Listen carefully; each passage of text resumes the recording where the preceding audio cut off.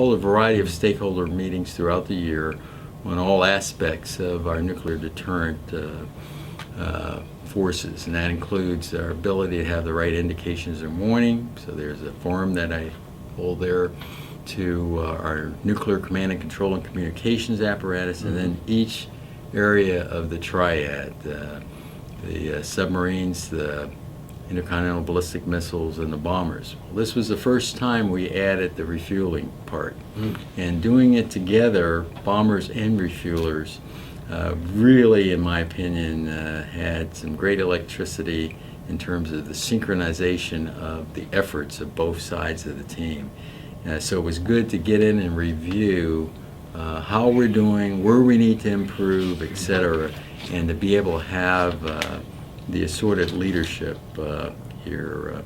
Not just General Everhart here, but also we had General Robin Rand that was also here from Air Force Global Strike, and we also had Lieutenant General Andy Bush, who was from the Defense Liaison Agency, Logistics Agency, DLA. And we had just a plethora of, I don't know how many stars if you were to take and look at the number of leaders we had together.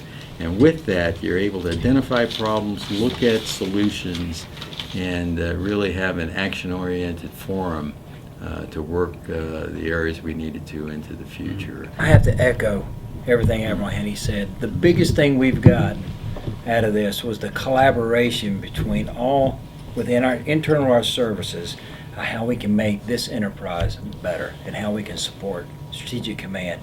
One of the greatest testaments I have is when Admiral Haney said, I just sit back and I watched the dialogue, and we were actually having open discussions, open dialogue to solve issues. And oh, by the way, identify issues that were common across the fleet, but because of this conference, we were able, or this meeting, we were able to say, I did not know that you had the same problem I had. Now we can work collaboratively to solve those issues. Some of it was just how we communicate to one another. Is the messaging simple? Is the messaging not? How do we make sure that we understand what Strategic Command wants us to do? We do very well what we have, but I have a system. The bombers have a system. Various pieces and parts. How does that collaborate across the spectrum? And we were able to do some tweaking, and I think we're going to get after that pretty simply without costing the taxpayers a lot of money. So there's just a lot of things that were identified in the course of this whole entire meeting.